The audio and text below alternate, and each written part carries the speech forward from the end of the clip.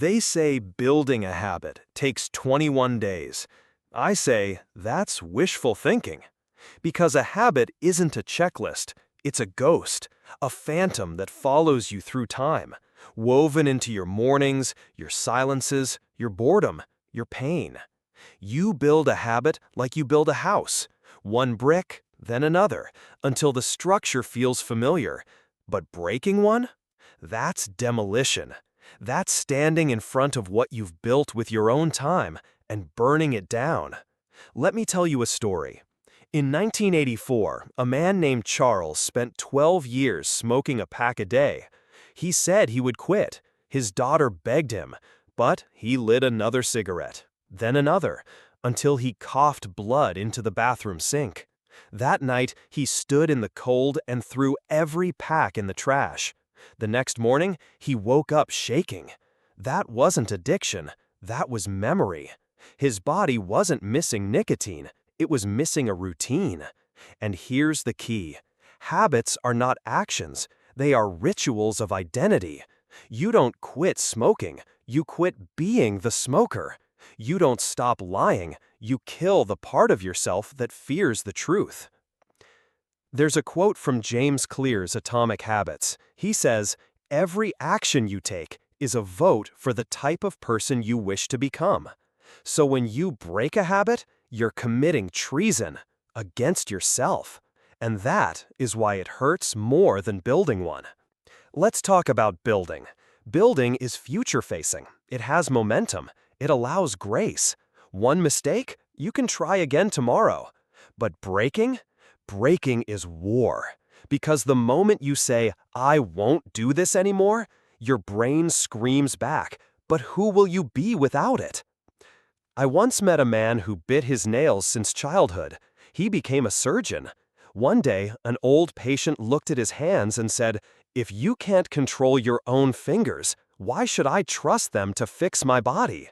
He never bit them again, not because of shame, but because his identity shifted, from a man with a habit to a man with hands people trust.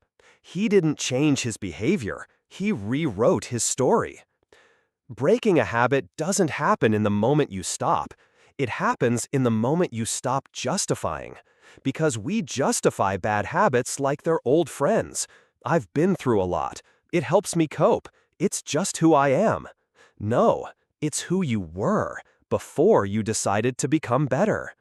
I remember a woman I used to know. She was a night owl, or so she said. Always sleeping late, skipping breakfast, tired before noon. She used to say, "I'm not a morning person." But that's not true. She had simply worn the mask long enough to forget it was a mask. Until one day, after missing yet another opportunity because she overslept, she decided to stop being a night owl. Now she wakes before the sun. She runs 5 kilometers, reads 10 pages, and makes coffee for her neighbors, the same ones who once complained she was too loud at night. Breaking that habit didn't just give her mornings, it gave her her life back. You see, there's a reason ancient warriors burned their ships when they reached enemy shores. It was to remove retreat from the equation, to say, we're either moving forward or we die. That's what breaking a habit really is, burning the ship, standing on the ashes, and marching into the unknown with nothing but your will. The Greek philosopher Epictetus wrote, "No great thing is created suddenly," but I'd add, "No great thing survives without sacrifice." So when you're ready to break a habit, understand what you're asking. You're asking for pain. You're asking for isolation. You're asking to be misunderstood, mocked, doubted. But in return, you get clarity. You get silence. You get freedom. Because on the other side of addiction, procrastination, laziness, lives the version of you who is no longer chained. You just have to want it more than the comfort of the cage. So, is breaking a habit harder than building one? Absolutely. But ask yourself, which one is worth more? If this episode spoke to something inside you, don't ignore it. Subscribe to the channel. Leave a comment about the habit you're ready to end and the person you want to become. Share it with someone who needs to hear this. Someone out there is still trying to decide whether to burn the ship.